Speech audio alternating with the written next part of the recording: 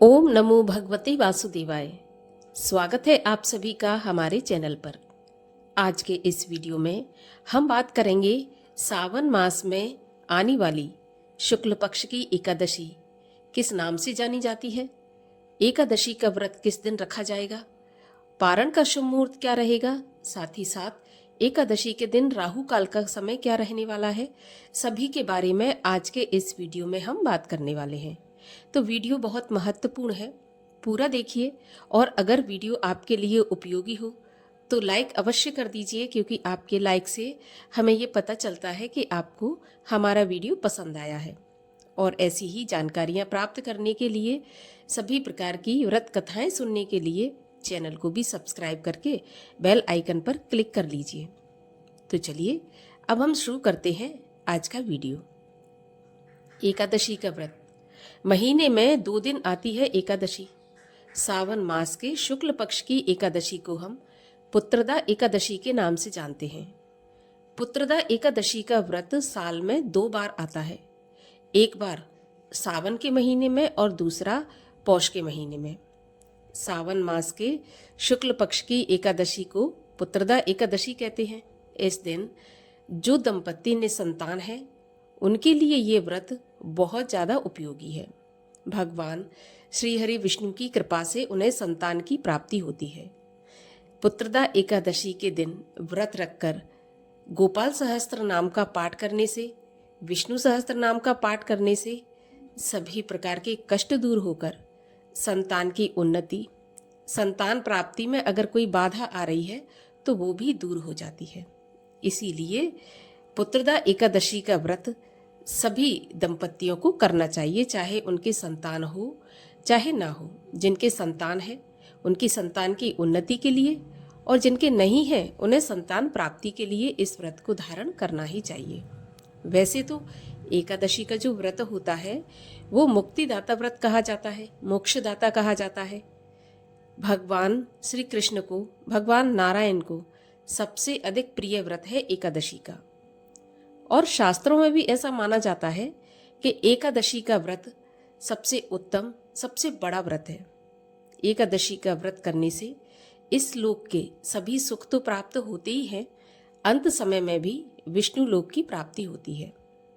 तो शास्त्रों में ऐसा वर्णित है कि 5 वर्ष की आयु से लेकर और जब तक संभव हो सके, सामर्थ्य है शरीर में, तब तक इस व्रत का पालन करना चाहिए। परंतु अगर किसी वजह से व्रत नहीं भी कर सकते तो एकादशी के दिन कम से कम अन्न का त्याग तो अवश्य ही कर देना चाहिए, क्योंकि एकादशी के दिन अन्न में सभी पापों का निवास होता है। ब्रह्म हत्या जैसे पाप भी एकादशी के दिन अन्न में निवास करते हैं। इसीलिए एकादशी के दिन अन्न का त्याग। एकादशी व्रत के नियम 3 दिन पालन किए जाते हैं। दशमी से लेकर द्वादशी तक नियम पालन करके ही ये व्रत पूर्ण माना जाता है। दशमी के दिन से ही सूर्यास्त के बाद से अन्न का और नमक का त्याग कर देना चाहिए। दशमी की रात्रि पृथ्वी पर शयन करें, पूर्ण रूप से ब्रह्मचर्य का पालन करें और दशमी की रात्रि में ही मुख शुद्धि करके सोएं, क्योंकि अगले दिन एकादशी के दिन ब्रश इत्यादि नहीं किया जाता। एकादशी के दिन सुबह ब्रह्म मुहूर्त में उठकर स्नान आदि से निवृत्त होने के बाद सूर्य भगवान को जल अर्पित करें।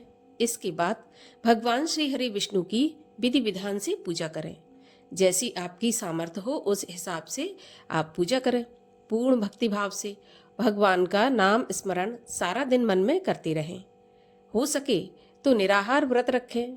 अगर नहीं सामर्थ्य है तो फलाहार से भी व्रत रख सकते हैं। रात्रि में जागरण का भी बहुत अधिक महत्व है, तो हो सके तो पूरी रात भगवान के समीप बैठकर भजन कीर्तन करते हुए, अखंड ज्योत जलाते हुए रात्रि जागरण करें और अगले दिन द्वादशी के दिन व्रत का पारण करें। परंतु अगर किसी भी वजह से पूरी रात नहीं जागरण कर सकते तो कम से कम मध्य रात्रि तक अवश्य जागरण करना चाहिए। इसके बाद द्वादशी के दिन जो मुहूर्त बताया जाता है व्रत के पारण का, उसी समय पर पारण करना आवश्यक होता है, नहीं तो व्रत का संपूर्ण फल प्राप्त नहीं होता। पारण करने से पहले किसी ब्राह्मण को भोजन अवश्य करा दें। अगर इतने सुबह भोजन नहीं करा सकते तो एक ब्राह्मण के भोजन की सामग्री, जिसको कि हम सीधा कहते हैं, वो अवश्य निकाल के रख दें। उसके साथ में कुछ दक्षिणा भी रखें, क्योंकि दक्षिणा के बिना दान भी पूरा नहीं माना जाता। इसके बाद तुलसी दल से, जल से, फल से, शुद्ध सात्विक भोजन से आप अपने व्रत का पारण कर सकते हैं। अब आइए आपको बता देते हैं कि सावन महीने के शुक्ल पक्ष की पुत्रदा एकादशी का व्रत कब रखा जाएगा। तो देखिए, एकादशी तिथि का प्रारंभ होगा 4 अगस्त सोमवार की सुबह 11:42 पर और एकादशी तिथि की समाप्ति होगी 5 अगस्त मंगलवार की दोपहर 1:12 पर। तो उदया तिथि के अनुसार पुत्रदा एकादशी का व्रत 5 अगस्त मंगलवार के दिन रखा जाएगा। इसी दिन सभी वैष्णव जन, सभी स्मार्त जन व्रत रखेंगे। एक ही दिन इस व्रत का पालन किया जाएगा। अब पारण की बात करें तो पुत्रदा एकादशी के व्रत का पारण का शुभ मुहूर्त रहेगा 6 अगस्त 2025 बुधवार के दिन सुबह 5:45 से 8:26 तक। इसी समय के बीच में आप अपने व्रत का पारण अवश्य कर लें, तभी ये व्रत पूर्ण माना जाएगा। मंगलवार को पुत्रदा एकादशी के दिन राहु काल का समय रहेगा दोपहर में 3 बजे से 4:30 बजे तक। और राहु काल के समय की गणना अशुभ समय में की जाती है, तो आप इस समय पर कोई भी शुभ काम, कोई भी पूजा पाठ, कोई भी पुण्य काम करने से बचें। तो आशा करती हूँ जानकारी आपके लिए उपयोगी होगी। अगर उपयोगी लगी हो तो चैनल को सब्सक्राइब करके बेल आइकन पर क्लिक कर लीजिए। और एकादशी के दिन हमारे चैनल पर कथा भी सुनाई जाएगी, तो वो भी आप अवश्य सुनिए।